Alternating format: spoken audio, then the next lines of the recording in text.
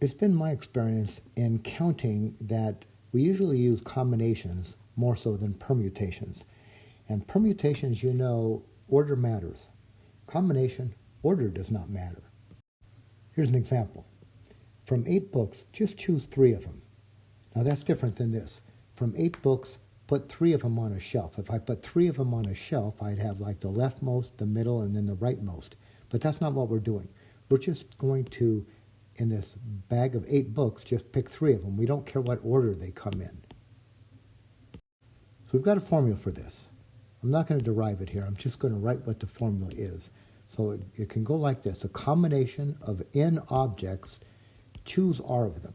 So for permutations, it was a permutation of n objects, arrange r of them. This is from n objects, choose. See, choose r of them. And the formula is very similar to the one for permutations. One difference here. The same on the top, the same term on the top. What do you get? N, the total number of objects you're going to use, factorial.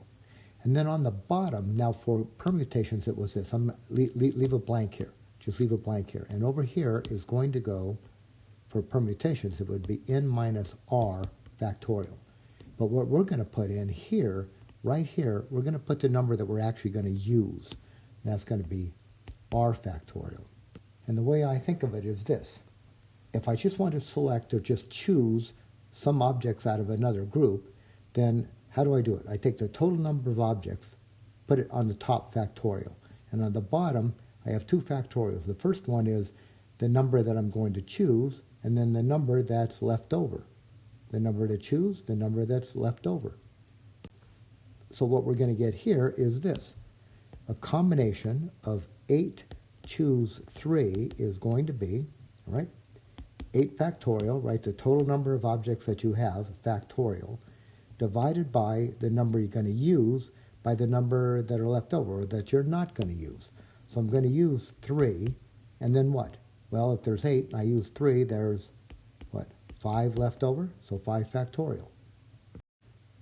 Now, that's probably good enough, but if you want to compute this out, you might write it like this. You see the 8 in the top. Break the 8 down until you get to the 5. So you might write it as 8 times 7 times 6 times 5, but then it's 5, 4, 3, 2, 1, so that's 5 factorial. In the bottom, you've got 3 factorial times 5 factorial. The 5 factorials cancel, and now what have you got here? This becomes, all right, it becomes what? 8, 7, 6 over 3, 2, 1. Well, 3 times 2 is 6. That'll cancel with that 6. Right, so that cancels, and you're left with what? 56? Yeah. If you got a TI, you can type it in like this. Type in the 8, press the math key over there in the left column, about the 3rd or 4th key down.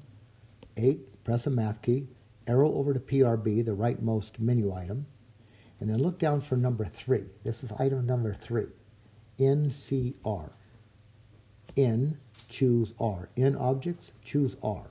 So type in the 8, press the math key, arrow over to PRB, either scroll down to number 3 and press enter, or just type in the numerical key 3, right? Then this comes up, and then type in a 3, and then press enter.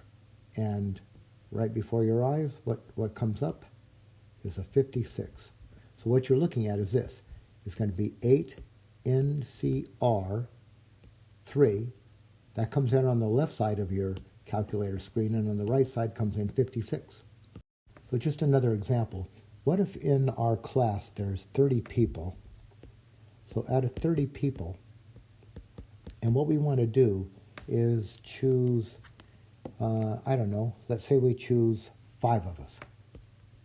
All right, so out of 30 people, choose 5. So what are we going to get? Now, we don't care about order, right? We just want 5 people out of 30. So I'm going to write this as a combination of 30, choose 5. Now my calculator, I'm going to type it in like this. 30, I put in 30. Press the math key. Arrow over to PRB.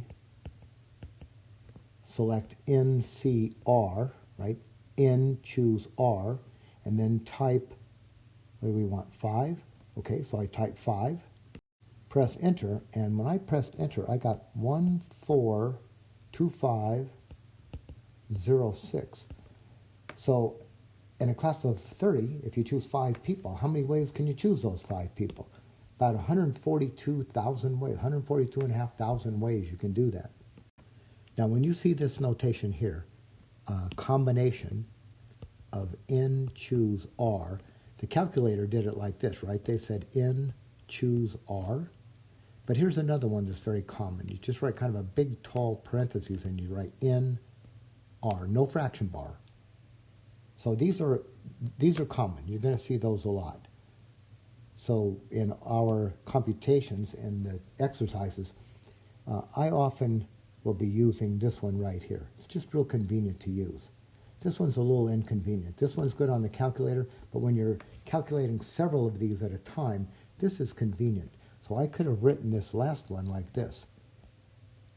When I see that, I read 8 choose, well, okay, 8 choose 3 in this case.